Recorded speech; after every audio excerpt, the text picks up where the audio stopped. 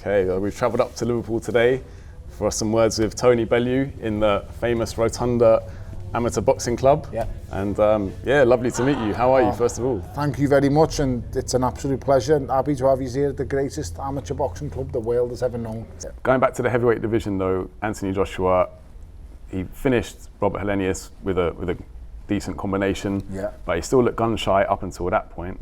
Do you feel like if Deontay Wilder is the next opponent for him, it's too soon and it could catch him unawares? You know, Deontay Wilder's got the power that he's got mind, but he's got mind-numbing power, but so does Anthony Joshua when he throws it. And if you force him to throw, which Helenius didn't do, then it's a different ball game. I mean, I think gun shy is a little bit unfair. I think it's a bit tentative, I'd say, maybe. Fair. I think when you move trainers, you want to be able to employ and impress your new trainer, and I think that's the phase he's going through. He's trying to impress the new trainer and show him that I'm doing the things we've been working on. And in doing that, it takes away from his normal style. Anthony Joshua's best style is he gets up close, he lets his hands go, and he's explosive and he's seriously powerful. But as he's been morphing through these different trainers and different methods and techniques, he's trying to change some things. Now, in an ideal world, I would just like him to get back to what Josh does best, and that's just get on your chest and throw punches. But what happens to fighters is we lose and we get stopped, and it makes us vulnerable and it makes us wary, and sometimes we overthink things.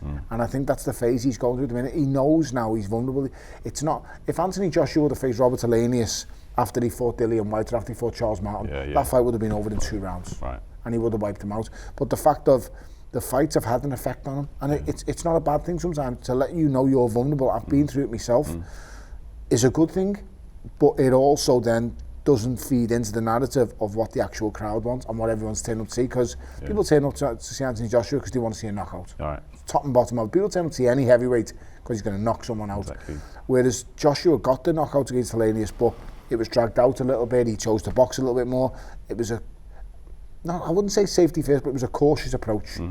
And he was right to have a cautious approach, because why would you just walk in and give a guy on a week's notice the chance to knock you out? If you can break someone down systematically and punish them and brutalise them and then finish them off when they're absolutely at the edge of the seat, then I'd do that every time. Lennox Lewis was the master at it. And Lennox, if you want to compare to Lennox, and which Josh will absolutely hate, by the way, but knowing Lennox and studying him for all these years, when Lennox was first on the scene, Lennox was a wrecking machine. He was a wrecking ball. He was just flying through fighters. And then the mishap comes with Oliver McCall, and the setback comes, and he goes to Emmanuel Stewart and he changes his style. And then he starts to systematically break fighters down. He uses the jab to such a good effect. Now, this used to send the late greatest coach ever, in my opinion, Emmanuel Stewart, that used to send Stewart insane. Really? It used to infuriate him. Like when Lennox was in camp, he'd play chess all the time. Emmanuel Stewart hated him playing chess. But a boxing match is chess. It is a chess match. It's the moves you put in place. You've got to be 3, 4, 5 moves ahead. Sometimes you've got to be thinking about, I'm going to get rid of this guy in the 4th round, not the 1st round, because he's still dangerous in the first 3. So after 4 rounds, he might be a little bit more gassed. And Anthony Joshua's going through that process now, in my opinion. He's breaking fights down. He's using his jab. We've seen it, as I say, earlier on in the career when he was undefeated against Joseph Parker, when he chose to just box his way through the fight with a jab, use it and not exasperate too much energy. But now I think he's at the stage of he knows what he's got. I think we'll see the best of him against Wilder, because Wilder will just come out, and Deontay Wilder only knows one way. And that is just to put it on you. Joshua's never really faced someone that's going to come at him as much as Wilder probably will. But like you say, Joshua's evolving. Maybe he's going to show us something else in that fight. I think in that fight, he can't. Listen, he's just going to have to let his hands go. It's going to go. Because Deontay Wilder is not going to come at you and just try and box. No. He looks like he's trying to refine his style a little bit at the minute with the trainer that he's got in place. But so it could be an incredible fight. Really. Listen, I just think it'll be a shootout. Whoever lands first, I'm not going to lie. I hope it's Josh, but Deontay Wilder is the biggest punch in heavyweight of his era. There's no 2 ways about that. I don't question that at all. I don't think he's the biggest puncher ever. I think that still lies with the great George Foreman. But for where he's going and what he's doing, Deontay Wilder is seriously powerful. But make no mistake, you know, you can flip that coin up. There is not one side to a coin, there's 2 sides to that coin. Deontay Wilder could quite simply and very easily just walk onto a right hand from Anthony Joshua. Anthony Joshua is without doubt, I'd say, the 2nd biggest punching heavyweight in the world. with a single shot. He's that powerful, and I think he's got it in his capabilities to take Wilder out as well. I just think he might be the one who is a little bit apprehensive in this fight. Yeah, you can imagine. Wilder is he does what it says on the tin. He's wild. He just lets his hands go and he does not care what's coming back. We just have to hope that the fight gets made, really, don't we? It'll get made. You think it will get made? There's too much money at stake for it not to get made. But at the same time, I'm hearing all kinds of different rumours and talks have staggered, talks have stopped at the minute now.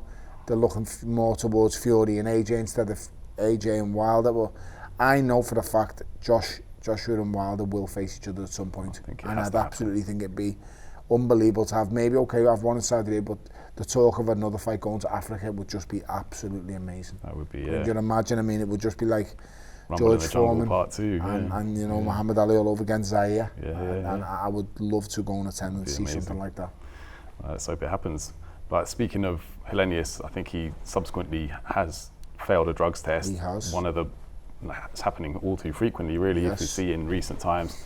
Why do you think it's happening, and what can be done to kind of prevent this? Is there anything really? The first thing that you've got to do is address anyone who's on performance-enhancing drugs. You fail a drug test for steroids and performance-enhancing drugs, it should just be a straight lifetime ban, in my opinion, and I'll stick to that strongly.